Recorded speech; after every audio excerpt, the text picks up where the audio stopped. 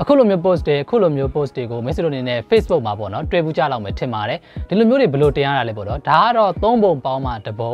5ပုံပေါင်းမှတစ်ပုံအဲ့လိုမျိုးပေါင်းပြီးတင်တဲ့နီးဖြစ်တယ်ပေါ့နော် Okay ဆိုတော့ဒီလိုမျိုးတင်နေတဲ့မိတ်ဆွေတွေရှိတယ်ဆိုရင်ကျွန်တော်ဗီဒီယိုလေးကိုစောအောင်ကြည့်ပေးဖို့တောင်းဆိုချင်ပါတယ်ဆိုတော့ let's go ကဲ okay ပါဆိုတော့ကျွန်တော်အခုပြထားတဲ့ဒီလိုမျိုးလေးတွေပေါ့နော်ဒီမဲ့ဒီလို style ပုံစံလေးတွေတင်နေတယ်ပေါ့နော်ဒီမှာဓာတ်ပုံတစ်ပုံကိုပဲဒီမှာဓာတ်ပုံတွေက4-5ပုံ꿰နေတယ် Okay ဒါပေမဲ့အကုန်လုံးပေါင်းလိုက်တော့ဒီလိုတစ်ပုံနဲ့ပုံစံအမှန်လေးဖြစ်နေတယ်ပေါ့ Okay ဒါဆိုတော့ဘယ်လိုတင်ရမလဲဒါဆိုရင်ဒီလိုမျိုးတင်ဖို့အတွက်ကကျွန်တော်တို့က application တစ်ခုလိုတယ်ဒါကတော့ Griddo ဆိုတဲ့ application လေးပါဒါကိုကျွန်တော်တို့က Google Play Store မှာလည်း download ဆွဲလို့ရတယ်ဒီမှာ Griddo လို့ရိုက်ရှာလိုက်နော်ရိုက်ရှာပြီးရင်ကျွန်တော်ဒီမှာ Griddo for Facebook ဆိုပြီးတော့ download ဆွဲလိုက်ဒါမှမဟုတ်ရင်လည်းကူပဲကျွန်တော် comment မှာ link လေးချပေးထားတယ် link လေးကိုနှိပ်လိုက်ရင်လည်းကျွန်တော်တို့ website ထဲရောက်သွားပြီးတော့ဒီတိုင်း download လေးနှိပ်လိုက်ရင်ရတယ်ပေါ့နော် Okay ဆိုတော့ဒီ Griddo app လေးကို download ဆွဲလိုက်ပါနော် Okay ဆိုတော့ကျွန်တော် Griddo ဆိုတဲ့ app တစ်ချက်ဝင်လိုက်မယ်နော်ဝင်လိုက်မယ်ဝင်ပြီးဒီမှာတစ်ချက်ကျွန်တော်တို့ဒီအလဲရပါတော့ဒါအများလေးတစ်ချက်နှိပ်ပါမယ်နော် Okay ဒါလေးချက်နှိပ်လိုက်ပါနှိပ်မယ်ပြီးရင် next ပဲနှိပ်မယ်နှိပ်ပြီးဒီမှာ next ပဲနှိပ်ပါမယ်create နှိပ်လိုက်ပါပြီးရင်တော့ allow လေးတစ်ချက်ရွေးပေးလိုက်နော်ရွေးပြီးသွားပြီဆိုကျွန်တော်တို့ဒီထဲမှာကိုလှုပ်ချင်တဲ့ app ဓာတ်ပုံလေးပေါ့နော်ဒါမိတ်ဆွေတို့ရွေးပါ Okay ကျွန်တော်ဓာတ်ပုံအသစ်ကလေးတစ်ပုံကျွန်တော်ရွေးလိုက်မယ်နော်ဒီမှာကျွန်တော် anime ပုံလေးကျွန်တော်ရွေးလိုက်မယ်ရွေးပြီးသွားပြီဆိုရင်ကျွန်တော်ဒီလိုမျိုး app ဒီမှာနော်ကြော်ညာပိုင်တက်တယ်ဆိုရင်ကျွန်တော်ဒီပေါ်က continue to app ဒါလေးနဲ့လေနော်နှိပ်ပြီးသွားပြီဆိုရင်ဒါကျွန်တော်တို့ဒီမှာကိုကြိုက်တဲ့ဒီအောက်ကလေးမှာပေါ့နော်ကျွန်တော်ဒီအောက်မှာဆိုရင်ကိုကြိုက်တဲ့ဟာလေးတွေမိတ်ဆွေတို့အနေနဲ့ရွေးလို့ရပါတယ်နော်ဒါမိတ်ဆွေတို့ဒါရွေးမလားဒါရွေးမလားဒါရွေးမလား Okay အများကြီးပါပါတယ်ကြိုက်တာရွေးပါဒီဘက်မှာနော်ဒီဘက်နေမှာအများကြီးပါတယ်ကျွန်တော်တို့သူက ratio လိုက်ပေါ့နော်ကျွန်တော်တို့ဒီ2ပိုင်းပဲပိုင်းမလားဒါမှမဟုတ်5ပိုင်းပိုင်းထားတာလိုချင်လားစသဖြင့်အများကြီးရှိပါတယ်အဲ့ဒီမှာကျွန်တော်တို့တပ်ပုံပို့ပြီးကြီးနေတယ်ဆိုရင်ကျွန်တော်တို့ကဒါကိုကြိုက်တဲ့နေရာလေးကိုရွှေ့လို့ရတယ်ပေါ့နော်ဒီလိုမျိုးရွှေ့မလားအောက်ကိုရွှေ့မလားပေါ်ရွှေ့မလားဘေးဘက်ရွှေ့မလားဘေးညာဘက်ရွှေ့မလားအဲ့လိုစသဖြင့်ကျွန်တော်ဓာတ်ပုံပေါ်မူတည်ပြီးတော့ရွှေ့လို့ရပါတယ်ဒီမဲ့ကျွန်တော်ဒီနားမှာခဲတန်လေးရှိတယ်ဒီခဲတန်လေးဘာလို့တလဲဆိုရင်ကျွန်တော်တို့ကဒီကိုလောက်တဲ့ဓာတ်ပုံကိုပြန်ပြီးပြင်လို့ရတယ် crop လုပ်မလား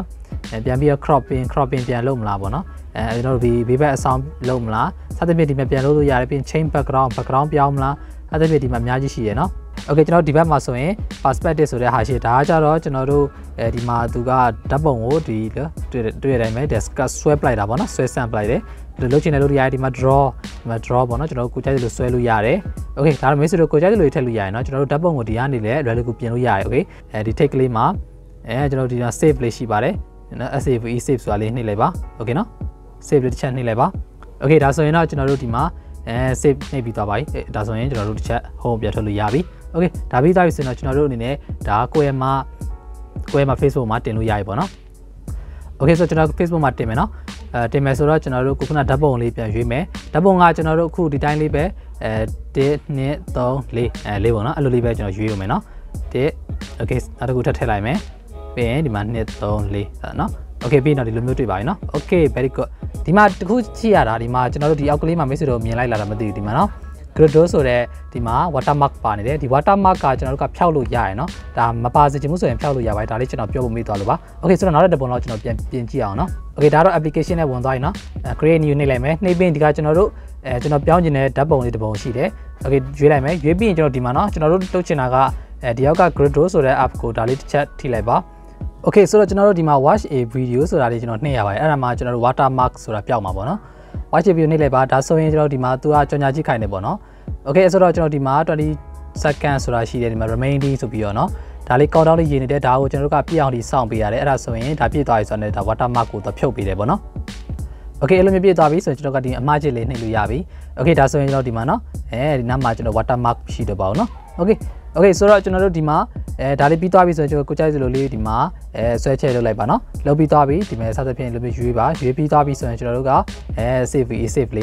းနှိပ်လိုက်တာနဲ့ကျွန်တော်တို့ဒါဓာတ်ပုံတစ်ပုံရမယ်ပေါ့เนาะ Okay ပါဆိုတော့ဒီမှာကျွန်တော်ပြောဖို့မေးသွားတာကဒီမှာဒါပထမတစ်ပုံ1 2 3 4နော်5စသဖြင့်ဒီမျိုးเนาะ